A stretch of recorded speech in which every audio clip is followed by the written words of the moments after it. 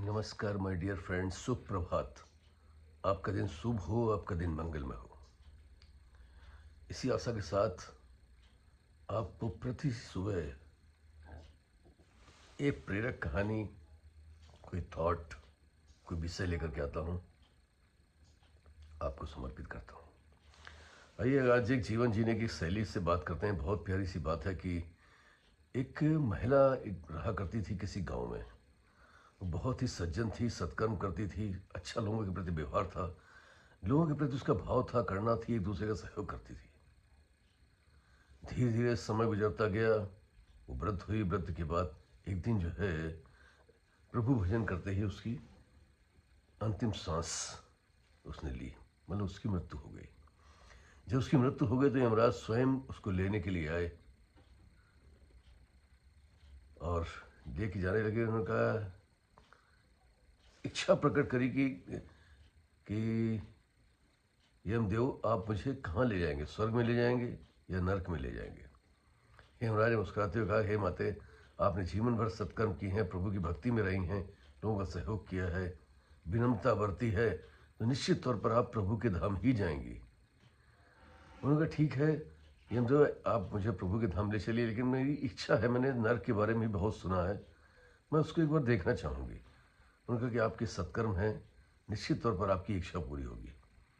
यमराज जी उनको लेकर के जाते हैं और नर्क के द्वार पर लेके जाते हैं, उनको दिखाते हैं। वो देखते हैं कि वहाँ पर लोग भूख से तड़प रहे थे, चीख रहे थे, चिल्ला रहे थे, किसी के बाद कुछ नहीं था, कोई रो रहा था। वो देख करके बड़ी आश्चर्यचकित होती हैं कि एक जो है पात्र था बहुत बड़ा सा, उसमें बहुत स्वादिष्ट खीर रखी हुई थी, लेकिन कोई भी जो है उसे खा नहीं पा रहा था, सब भूखे ही तड़प रहे थे।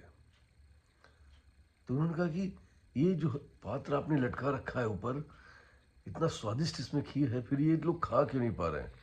उन्होंने कहा कि जो हमारे पास चम्मच हैं वो बड़े बड़े चम्मच हैं, और बड़े चम्मचों से वो स्वयं नहीं खा सकते जो इनके हाथों में बंधे हुए हैं।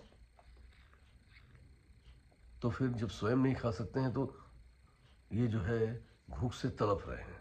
उन्होंने देखा, उनके अंदर करुणा आई, लेकिन क्या कर सकती थी, आ गई। उन्होंने स्वर्ग के धाम जब पहुंची, देखा कि वहाँ पर सब संगीत में, धुन में सभी झूम रहे थे, मस्त थे, खुश थे, खेल रहे थे। एक बड़ा स्वस्थ और भक्तिमय वातावरण था। वहां भी एक वैसे ही खीर का बड़ा सा पात्र रखा हुआ था, लेकिन वहां सभी लोग खुशहाल थे, सभी लोग तृप्त थे। आश्चर्य से उन्होंने पूछा कि यहाँ भी वैसे ही पात्र रखा हुआ है, वैसे ही बड़े बड़े चम्मच हैं, फिर यहाँ पर सभी लोग तृप्त कैसे हैं, सभी लोग खुश कैसे हैं। उन्होंने कहा, माता, यहाँ पर सभी लोग इसलिए खुश हैं कि ये जो है स्वयं खाने की चेष्टा नहीं करते हैं। इन बड़े चम्मचों से इधर वाला व्यक्ति उनको खिलाता है, दूसरा व्यक्ति इनको खिलाता है, और दोनों ही तृप्त हो जाते हैं, दूसरों को खिला के तृप्त होते हैं, दूसरा इनको खिला के तृप्त होता है। बस माता मंद से मुस्काई। उन्होंने कहा, चलो मुझे प्रभु के चरणों में ले चलो। और आज उनको सारी बात समझ में आ गई थी, स्वर्ग और नरक वास्तव में क्या है। ईश्वर सबको एक जैसी परिस्थितियां देता है, लेकिन जो सिर्फ अपने लिए जीते हैं, अपने स्वार्थ के लिए जीते हैं, अपने लालच के लिए जीते हैं, अपने घमंड के लिए जीते हैं, वो नरक है। और जो दूसरों की सहायता के लिए जीते हैं, दूसरों के लिए जीते हैं, दूसरों को खिला करके उनके अंदर संतुष्टि आती है, तो बस वही स्वर्ग है। दोस्तों, दूसरों की सहायता करने के लिए ही हमारा ये जीवन है, और यही स्वर्ग है। अगर हम स्वयं के लिए, स्वयं के स्वार्थों के लिए, स्वयं के लालच के लिए, अपने अहम घमंड के लिए, अपनी तृष्णा के लिए जीते रहेंगे, तो निश्चित तौर पर हम नरक ही भोगते रहेंगे।